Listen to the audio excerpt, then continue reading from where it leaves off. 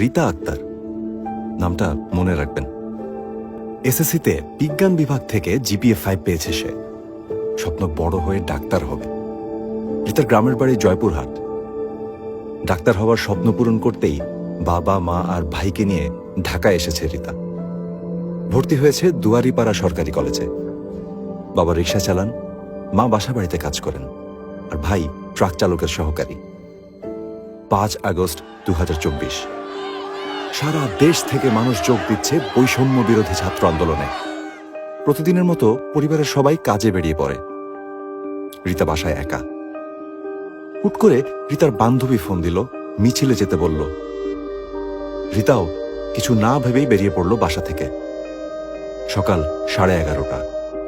মিরপুর 2-এর ওভারব্রিজের নিচে মিছিল করছে শিক্ষার্থীরা। হঠাৎ গুলি চালায় পুলিশ।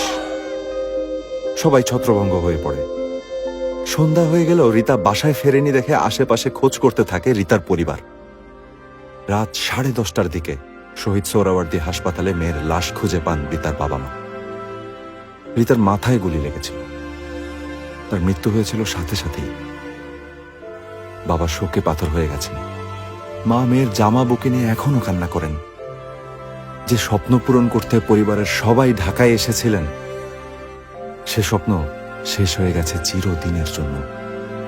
রীতা আক্তার, শহীদ রীতা আক্তার, নামটা মনে রাখবেন। মনে রাখবেন জুলাই বিপ্লবে নিহত এমন সকল শহীদদের।